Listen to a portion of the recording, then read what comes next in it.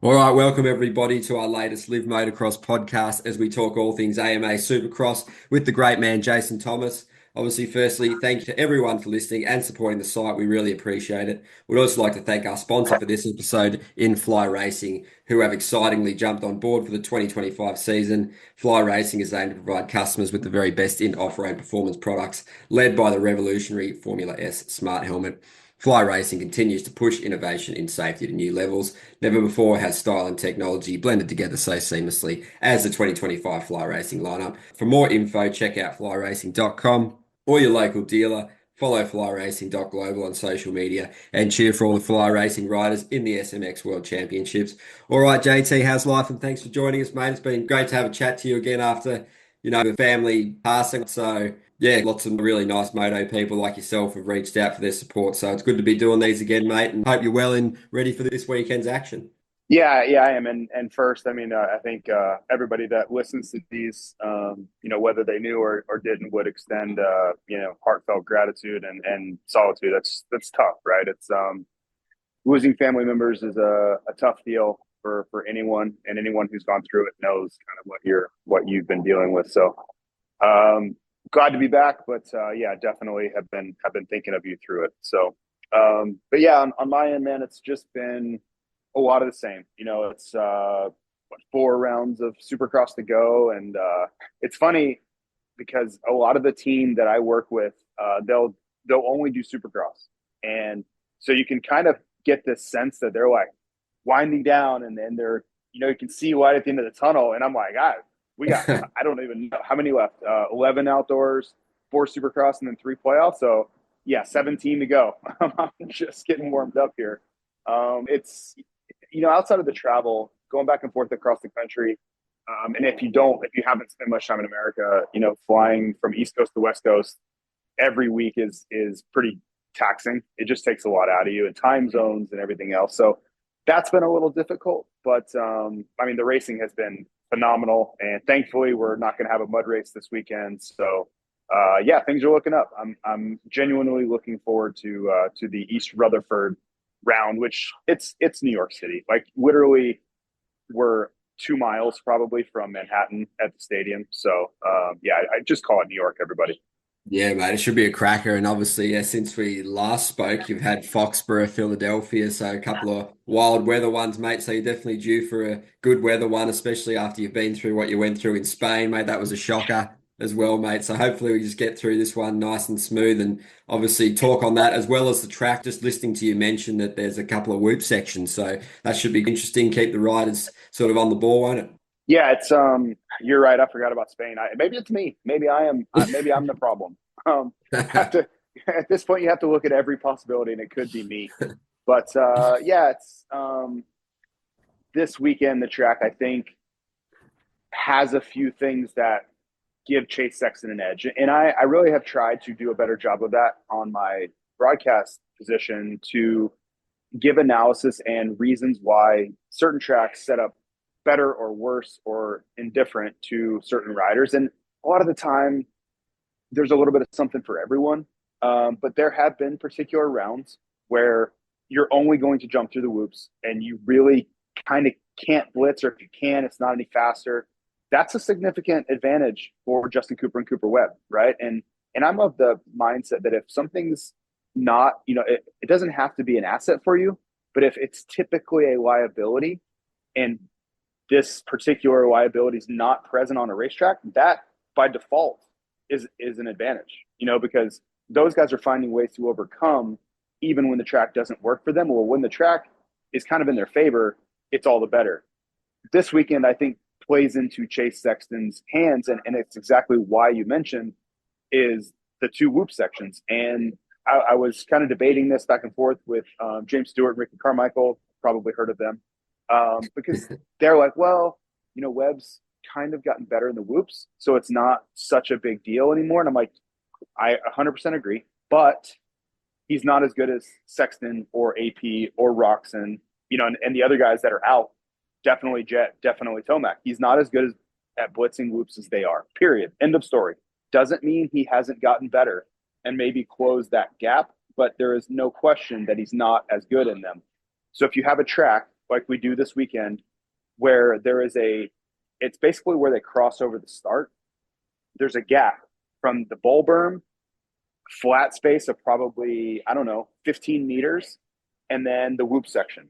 And that's really important because in a perfect world for Cooper Webb, he would come right out of a flat corner and go into the whoops, because that disallows any entry speed into the whoops at all, right? Everybody's going to go inside. You can't get any speed. So if you try to blitz, you're going to be starting from zero and you're going to kind of be rocking back and forth, and it's not that effective. Well, this is the perfect setup. So if you're Malcolm Stewart, if you're any of those guys I mentioned, you can use all that momentum, and they are guys that want to use it, right? And watch this weekend. Watch Justin Cooper. Cooper Webb's not quite as bad, right? So I'll go back to the point I made about being not quite as bad is not the same as being really good. You know, it can be shades of gray, but they're going to, in the critical moment, right before they get to the first whoop, you will see guys check up or at minimum let off the throttle, where you'll see other guys, the guys that are really proficient in this kind of whoop set, they will be accelerating into that set of whoops, right? And let's think about Tampa, right? Like how good Malcolm Stewart was, and that's where he was doing it. He was driving into those whoops, landing off that triple out of the corner, and even Chase couldn't get it dialed. Like you could literally see Chase check up right before he hit the first whoop. And that's those subtleties. That's where races can be won and lost, is in the margins there. So I will be watching for that. It doesn't mean that Webb can't go out and win, but that is going to be something that he's going to have to negate any advantage that other riders get right there. And thankfully for Webb, in the second set, it's right out of a berm. So maybe he can kind of get his rhythm, or even if he blitzes, that he won't have to deal with all that momentum coming in like he will in the first set. So just something to watch for.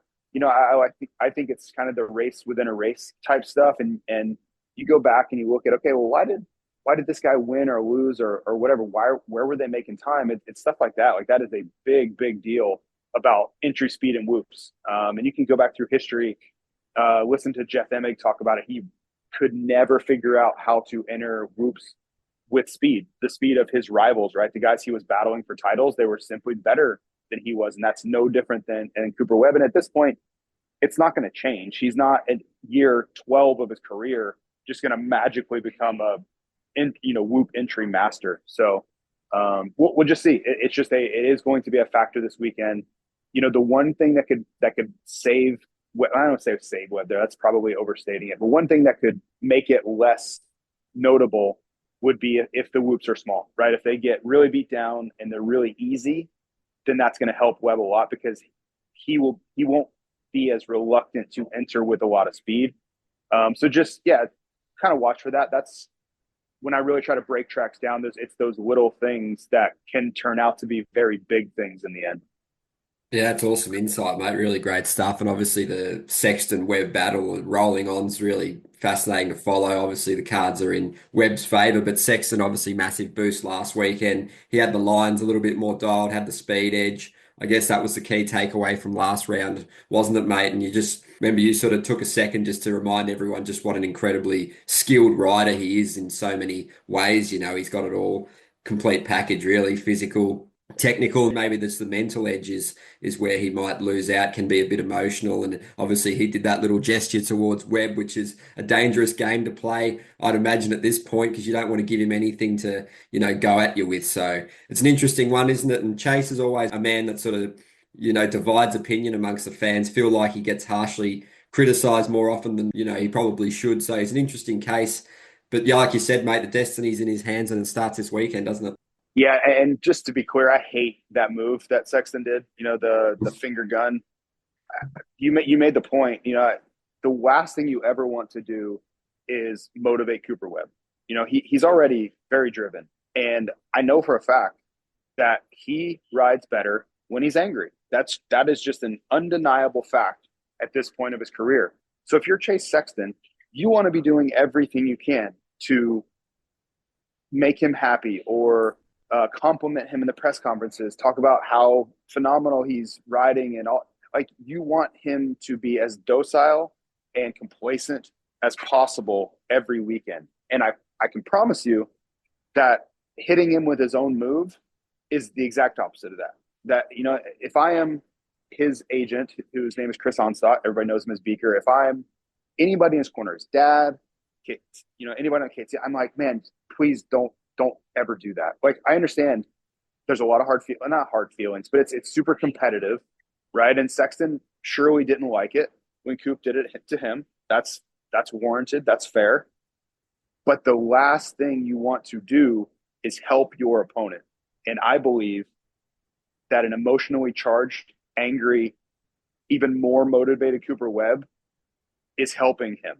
And that, it doesn't have to be that way for everybody. These riders are such unique characters, and they all have different personalities and trigger points. That is when you don't want to engage with Cooper Webb. So yeah, I mean, he's his own man. He obviously made a decision, whether it was calculated or premeditated, or it was just in the moment he decided he was angry and did it. I can't find any upside in that move. And this is Jason Wigan and I talk about these things all the time, where we debate decisions and pathways people choose. And I always come back to the same simple truth: is show me the upside of any decision first. Like, if you can't decide which way to go in life, like, show me, if you're deciding to go with option A, what's the upside in that, right? And you tell me how much is that worth to you? Is it worth whatever negative consequences may come? And with Chase, I really can't find any. I can't find any upside other than a momentary, like, gotcha. You know what I mean? Like, just his own, like, checking a box for his own, like, ego or something. You know what I mean? It's really hard for me to wrap my head around competitively, big picture, how that was anything but a net negative in this scenario. And maybe I'm overthinking it. That's okay. But I would bet you a lot of money that people around him are like, no, you really don't want to do that. There's, like, you should come in and pull over and fist bump Webb and tell him how great he rode and how hard he pushed him to the end and those things, right? It's like the exact opposite of that. Yeah, 100% well said. And I guess he's already got enough pressure, one, and obviously the task at hand is already massive to essentially win out and defy the odds to get it done, mate. And you look back and it's quite crazy to think that he's only actually had two straight out main event wins. So to win the last four, or what would be the last five, is a big task, big task, mate. So do you give him much of a hope? And I guess anything can happen, but Webb, you don't think he's going to finish outside the top two too often. But AP has proven he's got the speed and will be a spoiler. Now Roxon, with those injuries, is struggling, but it's a big task for Chase, and he probably just made it a little bit harder. Yeah, I think it really comes down to a couple things. Chase is still in control of his own destiny. Mathematically, if he wins out, there's nothing Cooper Webb can do about that. I don't think it goes that way. I don't think many people believe that it goes that way, but it is theoretically possible. So it needs to be put on the table. What I look at, and when I think about the points and both of them considering this, when you think about where the series was when we wrapped up Indianapolis round, we were going into an off weekend, and Webb had a dominant win where he really just looked like the class of the field. And the points went to 15 points, and everybody, I was there, everybody to a man after the race, the next week, doing podcasts and talking to people. Everybody's like, man, that's going to be really hard to come back from mentally, mathematically, with points, just momentum wise. And to Chase's credit, he's done a good job. Like, he fought back, he won Birmingham, and he's hung around since then. He's done a great job. You could argue that, he gave away a golden opportunity in Seattle and these things. Fine. That's all well and good and true. But he's still here. He's 12 points down with 4 rounds to go. Now, what I think is really important about this round in particular is that if Cooper Webb wins and Chase gets second, which is likely, right? I would say 49-51. If your likelihood of who be two, they're probably going to go 1-2. They look like the strongest two overall. Then we're right back at 15 points. And if you're Chase Sexton, you leave the race in East Rutherford and you get second and you ride well, and you're like, okay, so I went through all this drama. I've ridden well. I've hung in there. I've won races. And now there's only 3 rounds to go, and I'm in exactly the same spot I was leaving Indianapolis. That's really, really tough to to square. As far as like how am I going to get this title done? That's a tough thing. If I'm Webb, I would go right in with that. Like if I win and I'm Webb, I go to the press conference and say, yeah, man, it's kind of exactly the same way as it was in Indy. I won and I'm 15 points up, and now we just have a bunch of less races to go. And that's for Sexton. He would just take a big exhale there and go like, I don't know how I'm going to get this done at this point. So that's what's in front of him. But if it goes the other way and Sexton wins, which he very, very well could, let's make that very clear. I truly think it's 50-50 or 49-51, whoever your favorite rider is winning this weekend. But if you're Sexton and you win, now you're at 9, assuming Webb gets second, which that's not a given. AP's riding lights out right now. Like it's still wide open, and you have 3 rounds to go. And I think Pittsburgh is a toss-up. We don't know what the weather's going to do, but I really and truly believe wholeheartedly that the last 2 rounds favor Chase Sexton. When I look at the way the tracks are, they're really hard packed. You can't use the insides anywhere. They're just simply too slippery. So there won't be any ruts in the corners. You're going to have to go to the berm everywhere. The whoops will be blitzers. They're going to be big, not necessarily bigger. Like Salt Lakes aren't always extremely tough. But if you think about Denver's whoops last year, they were really difficult. Those set up really well for Chase Sexton. And it's not that Cooper Webb can't ride those tracks. It's just not, I started off this podcast talking about what's good for one guy, what's good for the other guy, and how do these tracks lean into each of those. And the last 2, because of those dynamics I mentioned, set up well for Chase Sexton. And also the results bear that out. Sexton has been phenomenally good at the end of this championship. And I don't think it's just a happenstance. I think it's the dirt allowing him to really exploit his skill set. And Cooper Webb can't exploit the things he does well. That's about as simple as it gets, right? And you think about why has Cooper Webb struggled at Glendale over the years. This year was an exception. It's the same reason. He can't go to the insides. He can't shorten up the racetrack. He's got to stick to the berms. You got to blitz the whoops, like all the things that he is great, but he's not exceptional. He's not a world-class Supercross champion level at those specific nuances of racing where Sexton is. So there are so many reasons why this race and the next race are critical: points, momentum, sentiment, all those things. But I think Sexton's ability to really shine at the last 2 is right in there with some of the most important reasons.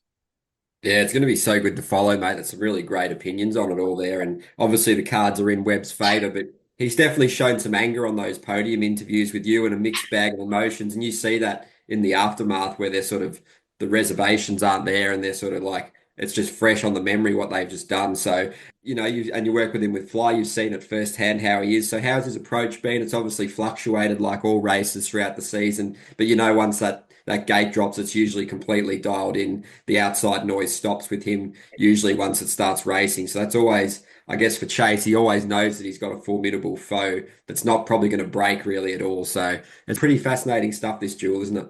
Yeah, it's for Webb, he's emotionally driven, but it's different than Chase. Chase, I think, gets inside his own head and he beats himself up about things, and he kind of like I just think he doesn't use it as fuel.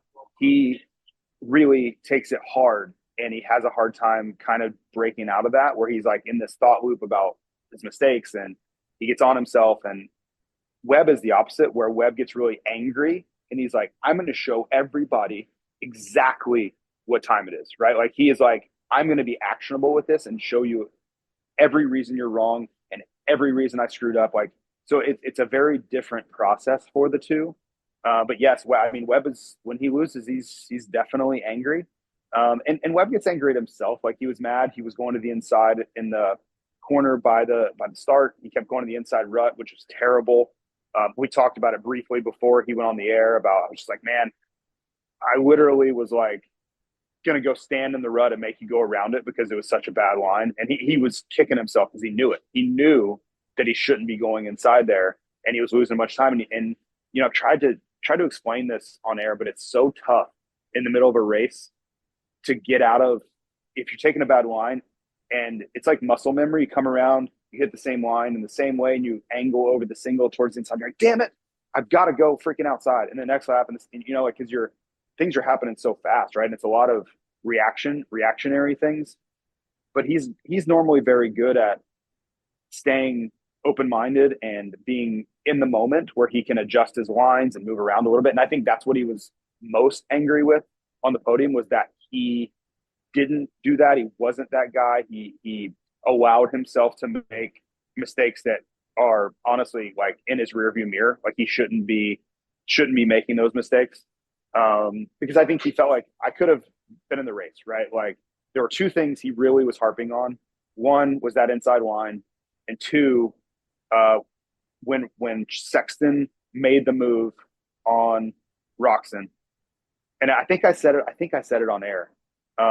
Sexton was going to try to put in his best laps. Like he was going to drop the hammer right then and try to build a gap while Webb was dealing with Roxon, and Webb knew it. He didn't respond quickly enough. He didn't get Roxon quickly enough, and it got like, I don't know, 3 seconds, and that was it. Like Webb couldn't close it down. Sexton couldn't extend it any further, but that's all it took. That gap that he put in 2 sprint burner laps right when he got Roxon, and then that in the end, that was the difference. And there's a lot of racing in between all that, but when you really look at where was the race won and lost, that was a huge moment in the race, and Webb knew it. He allowed it to happen, and it's those little things. I think the average person who's just tuning in randomly would never know that. They're just kind of like following along. But there are all these cross currents happening and strategy. Like I could see it coming from a mile away. When Sexton got Roxon, like he was going to go for it. Like everything he had, push his heart rate to the maximum. Like he was redlining for a couple of laps to try to build that gap, and then he could manage it from there, right? And if Webb put in a great lap, Sexton would respond with a great lap, and they could kind of go back and forth.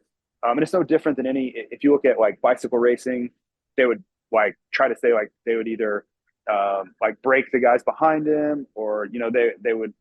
It's the same thing you're always trying to do. It is within the race. There are moments where you can anticipate or react, and if you're the instigator like Sexton was and you execute, you can seal the deal right there. And Webb didn't feel like he did a good enough job of kind of answering the bell, because he knew what Sexton was doing, just like I did, right? We've been watching this our whole life and doing this our whole life. And so Webb's like, I know better than that. Like I cannot let him do that in that moment. I can't, like, that was the plan. I know it's the plan. I can't let him execute the plan the way he wants, right? I have to be the disruptor in that. And as soon as he gets Roxon, I have to get Roxon. I have to be on his rear tire right there. So to kind of foil that plan, that's like, Yeah, it's a great analysis, mate. It's definitely a pivotal moment, and there's so many of those little subplots in the race that can definitely determine the outcome. So I guess we'll look for more of them this weekend. And I'd love your thoughts on AP as well, mate. Obviously, really rough start to the season. He's coming into his own now, got the win, obviously just racking off podiums. He's obviously dropped the new vlog yesterday, which is pretty cool. Probably a long time coming, one the fans definitely want to see from him. So he could definitely be a factor. He's probably the most likely man to get on the box now with Roxon. And obviously, you mentioned the 2 whoops. So, Jay Coop could be a tough weekend for him. So, always good podium interviews, AP. And it looks like he's staying at KTM next year. So, a lot of positives for him to end the season. yeah, it's for AP, I think it's working out nicely, because he's going to stay at KTM. It's done deal. He's not going to be able to announce that. We're way too soon to be announcing stuff like that, especially for teams as structured as KTM. But this AP, this version of him, is the one we expected to see in the beginning of the season. And everybody was scratching their head wondering what the hell happened. Like, we don't expect him to win the championship, but we do expect him to be top 5 relevant. And when you have injuries to the guys that we have had injuries to, you expect him to step up and fill those spots, which he is doing that now. This is the guy we expected to see. So when it's someone that everybody likes, I mean, he's genuinely a nice guy outside of racing, outside of, he's a superstar of the sport. He's just a really nice person. So to see him excelling, and you can kind of see the joy back in racing from him, because he's doing what he's supposed to be doing, where before, man, in January and February, every single weekend, like, for someone that happy-go-lucky, to see them just kind of lost and like just not like depressed, but man, you could see it weighing on them. He's in a contract year. He can't figure out what's wrong. He's not doing anything differently. Just nothing is working. He's not going fast, not getting good starts. He can't stay off the ground. He can't stay out of trouble. And then all of a sudden at Daytona, he turned a corner, and outside of one first turn melee with McElrath, I mean, he's been right there. Like literally right there every single time. And he's got another win. Like it's all kind of happening for him. And he is the type of guy where I really like to see them excel because he's truly one of the good guys of the sport. Yeah, he's an absolute legend, obviously, and really good to see him in pro motocross too, because obviously he excels in that format as well. And I guess before we get back to the Supercross, just any words on any excitement you have for Prado getting back on the bike? Obviously for outdoors, we got Tomax on there too. Jet and Hunter are preparing, so it's going to be Jed pretty just started awesome to riding today. yeah, Yeah, Jed just throw started Chase in riding. the mix. It's looking good, isn't it? The opener at Parla. Yeah, we're gonna be firing on all cylinders come late May. But yeah, it's exciting. Prado's gonna be here in New York this weekend, which is cool. It's such a huge market, right? And such a international market. I think it's important for Cowie and Monster to have them here. And I know on the broadcast side for Telemundo and the Supercross Video Pass, there's a lot of incentive to have Prado here. And they have big plans for him long term, right? But they need this international star to kind of break out stateside. So it'll be fun to have him back. And there's so much going on behind the scenes right now. Tomac is being shopped around. I don't know that he's going to stay. I would say it's less and less likely that he stays at Yamaha. He's fielding offers from virtually everybody. Sounds like Barsha is on his way somewhere else as well. I think Sexton's going to go to Cowie. I feel pretty confident in that. Like I don't have, no one's told me that would truly know, but I think he's going to go to Cowie. So there's a lot of shuffling that's happening behind the scenes right now. And a lot of jockeying around for position. And then on top of that, we have pro motocross kind of looming, right? And everybody's putting in their outdoor motos. And it's always interesting. You think about a guy like Sexton, and I think it's different from Webb. And I'll tell you why. For Sexton, he's got this Supercross championship on his mind, right? And for these guys, it's on your mind all the time. Like you cannot escape it. There's no break. Every thought is that. It's really all encompassing for these riders because there's so much pressure, so much money. It's your entire life's work on the line for this championship. Well, he needs to lean into that, but also you have pro motocross that he's gonna want to win a title and he's gonna be expected to be fantastic. And he knows that Jet's coming back, Tomac's coming back, Prado's coming. Like he has to be 100% ready to roll when we get to Fox Raceway. So how do you balance those? How do you square the effort between I need to be ready for that motocross, like fully ready, but also I can't take my eye off the ball for Supercross either. Like I don't know. I have an idea, kind of an idea. You ride motocross once a week. When you have an off weekend, you ride more. But still, like it's such a tough thing because I would bet you that every day he's out there riding motocross, he's like, man, I should probably be riding Supercross. Like, am I giving up something to Webb right now by not being 100% all in on this Supercross title? And he probably finds some comfort in the fact that Webb's been riding some motocross also. But those are some of the thoughts, like in your mind can be your own worst enemy because it plays tricks on you. Like, am I doing enough? Should I be not out here at this motocross track? Should I not be testing motocross stuff today? Because for those that don't know, when you test, you just sit around a lot. Like you don't ride all that much because it takes time to change the motorcycle, and you go out and you do a few laps and you come in and they change it again. So instead of all of that, should I be practicing starts on my Supercross setup? Should I be practicing corners? Should I be working on my weaknesses for the upcoming round? Should I be riding a mud track, like the last few weeks to get ready for that's what started. I don't know if you caught that or people listening caught that, but they flooded their Supercross track and rode mud all week in anticipation for Philadelphia. And we didn't get mud, but like those are the types of all-in things. When I say like, should I be all in for Supercross instead of riding mud? Those are the types of things where I'm saying some guys are all in. Like they're willing to destroy a $25,000 rebuild Supercross track to make sure that they're damn well prepared for whatever conditions may come. So yeah, I just think that's an interesting situation for Sexton to figure out. And it's not like this is the first time it's ever happened, right? Like Carmichael and Stewart and Dungy and Bill, all these guys have gone through it, but it doesn't mean it's any less confusing or distracting at times for these guys to find a balance, a true balance that doesn't compromise the goal at hand. Yeah, there's a lot to consider. It's really awesome stuff, mate. We look forward to that too. But obviously, we've got to get through this next little stint. And obviously, a couple of 450 guys I'd like your thoughts on as well. Obviously, Mookie just keeps plugging away, another solid result. And obviously, like you said, two whoop sections. Look for him to be strong. And it's pretty cool. They've obviously announced he's doing an ESPN documentary on him. So that's pretty awesome too. Obviously, J Coop, he's had a really strong season overall. And Savachi getting a top five. You know how good he is.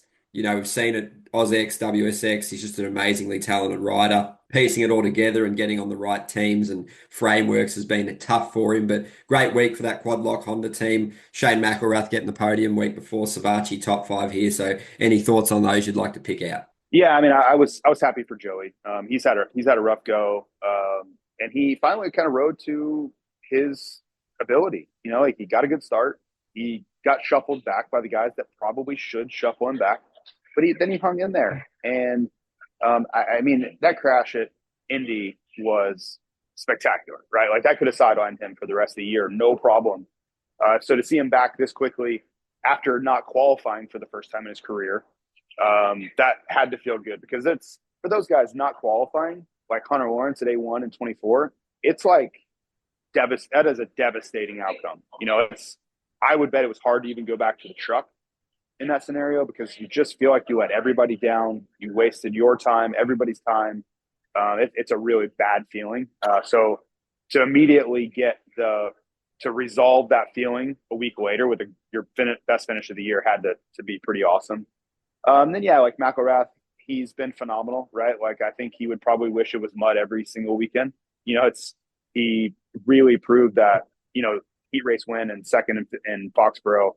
But the rest of the time he's, I don't know, top 12, top 13 guy. Justin Cooper, I'm pretty sure he just re-signed with Yamaha, with Monster Yamaha Star Racing last weekend, I believe. If it's not done yet, it is going to be done. So that's great news for him. I think they're doing the right thing. He's not expensive, and he's podium capable. Like that's about as good of a deal as you can get, as somebody who can get on the podium and doesn't cost you an arm and a leg. That's a pretty good setup. And Cooper Webb loves him. Like Cooper Webb is a big Justin Cooper fan as far as a teammate. So he has that kind of going for him. Who else did you mention there? Who am I forgetting? Mookie. Oh yeah. I don't know what, Malcolm's an interesting case study, because I don't know where he's going to go. Maybe he goes to Triumph. I truly don't know where Malcolm ends up in 26. Maybe he stays at Husky, but I have not heard that. So I think it's really important for Malcolm to finish strong through these last four and really kind of flash because there's a lot that's on the fence right now, if that makes sense. There's a lot of decisions that have to be made. There's a lot of like, well, maybe go this way, maybe go that way. And the way you can forcefully influence those decisions is to get hot late in the Supercross series, right? Like leave no doubt that like, yeah, we have to sign this guy. Like, what are we even thinking about? So unless he has a deal done that I don't know about, that's what I would be looking for from Malcolm Stewart. Because otherwise, it's been a great year. He's won races. I think he proved that he can be that guy again, which we honestly kind of didn't know. It's been a rough go. So I think if he could finish strong, it sets him up nicely. I wonder where he's going to go. Is it going to be HEP Suzuki, because they're talking to Anderson, they're talking to a lot of people. Just Triumph have a 450 guy sit with his name on it, because I think Tomac's been talking to them. Tomac's been talking to KTM. Tomac's been talking to a lot of people. So all these scenarios are in play. Malcolm's job is just to put his name at the top of the list. That's all you can really do. That's what a strong finish to the season would do, is just give him leverage amongst a lot of different names. Yeah, some quality takes in there, mate. It's really interesting to see those silly season pieces fall. And I guess before we wrap up, a little bit of East Coast chat. Obviously, Hamiko, Vial, RJ, the Battle Royale sort of rolls on, doesn't it? I guess RJ and Vial have got championships in the past. Vial's really needing a bounce back, couple of tough races, some positive rounds he's needed. He hasn't got a win yet. So I guess you look back, Hammaker probably laments that food poisoning because he'd probably be sitting pretty up the top there, but pretty amazing if he could get the job done against those two. So yeah, I guess all that hard work for him's paid off moving to the dog pound, seizing that opportunity to better himself. So it's going to be a good one, mate. Who do you give the edge to? RJ always lets it all hang out though, doesn't he? Yeah, man, it's an interesting question as far as who do I think has an edge or who do I think is going to get it done, because I don't have a strong opinion. I really don't. The only thing I would say is that I think Vial is on the back foot right now. He doesn't have a lot of momentum. He hasn't won a race. Foxborough was an unmitigated disaster. And then last weekend, he wasn't able to kind of capitalize on the opportunity. And he even lost a position to Shimoda on the last lap. So it just hasn't gone very well. And it feels like Vial has been hanging in there by default, right? He's just been not making the critical mistake outside of Foxborough. And that's really been what he's done. It hasn't been through excellence. It's kind of been through just consistency. And that doesn't mean he can't win the title, but to do it, I think he has to step up. Like he has to go win a race. I don't think he's going to win a title without winning at least one race at this point. And then the other two, Hymas, I think he's 15 down now. Like he's got some work to do. But the other two, they're so chaotic. You don't know what's going to happen, right? Like Hammaker's put in his best and most consistent season ever. No question about that.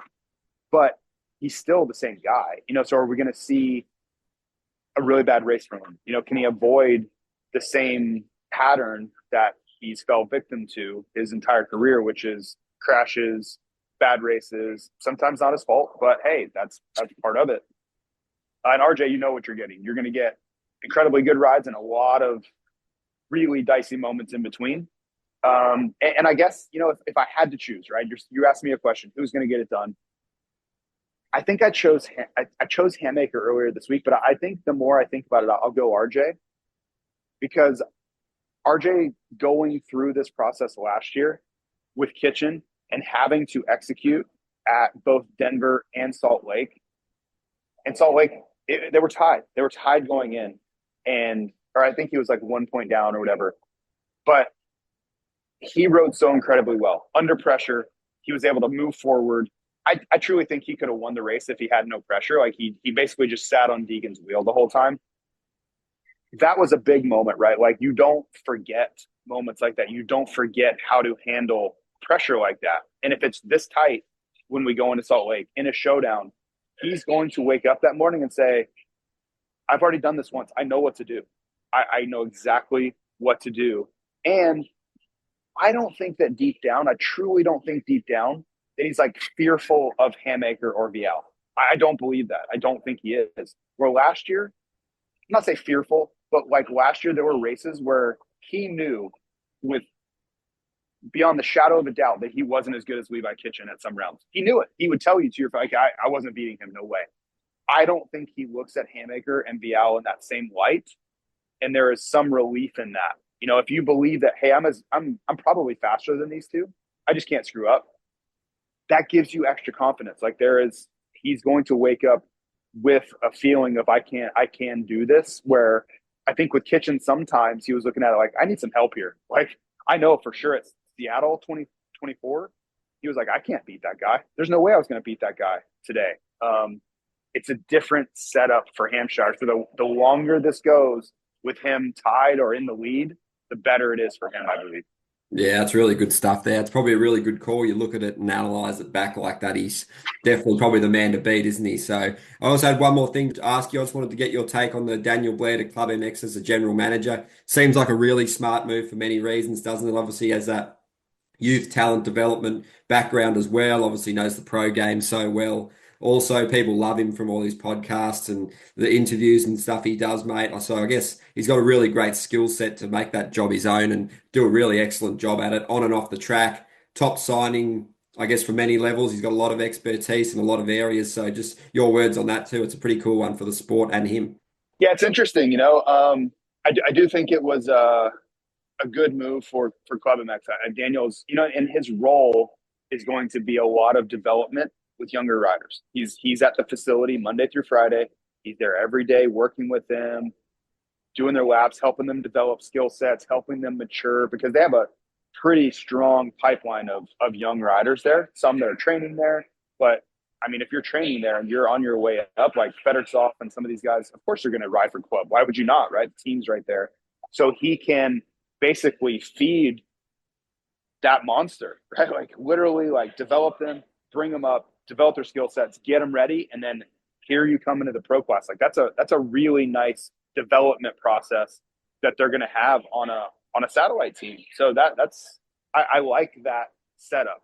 The only challenge really is, I mean, there are a lot of unsure people of how to deal with Daniel right now, right? Like in the pits, like are is everything cool? Like, are you gonna make a video? Like, so I think the way that it's working out, where he's at the facility all week, is great.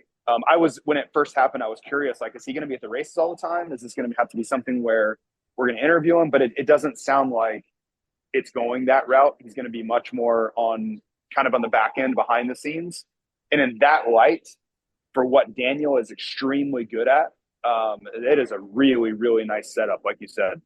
Yeah, it's looking good, mate. It'd be good to see how it plays out. And obviously, I think he wants to have quite a role in rider signings and all that kind of stuff. So watch for them in silly season, obviously at amateur and professional level. So good stuff, Well, look mate. at the. Obviously, No, I you was gonna go. say, just look at the riders he's brought through. Davies, Mm. Romer. Like I mean, he has been hands on signing some serious talent. So why would I think that's going to stop now? Like I think it would probably just accelerate from here because he's going to be with those guys every single day. Yeah, absolutely. It's going to give that program some extra impetus for sure. So an extra spotlight as well, mate. So yeah, absolutely. And any final thoughts, mate? Obviously, you're excited for the weekend. Should be a cracker. Weather's looking better than the last sort of month or 6 weeks as a whole. So just your excitement levels and you're ready to drop the gates, aren't you? Yeah, it's going to be great. Looking forward to try to catch up with MXGP a little bit. They're in Switzerland this weekend, so that series rolls on. But man, everywhere you look right now, there's a lot of racing, and the Supercross series. I can't imagine that it's not going to come down to the wire the way all these guys are riding. So I'm just glad I'm not going to have to wear mud boots and stand in the freezing cold because I haven't been able to feel my hands or feet during the main events in the last two rounds, and that's sounds hyperbolic, but it's not at all. Like I literally couldn't feel either one of them. So I'm looking forward to some nice weather. Yeah, mate, it's been brutal the last little while. So all the best to you, mate. You do a cracking job. And yeah, thanks again for taking the time on this one. And obviously, massive thanks to Fly Racing. Check out flyracing.com. Check out your local dealers. And obviously, follow them, flyracing.global on social media. And cheer for all their athletes this weekend in the SMX World Championships and in MXGP. So thanks again, JT. All the best for the weekend. And we'll catch up next week. Thanks, man. Good to talk with you. No worries, mate. Have a good one.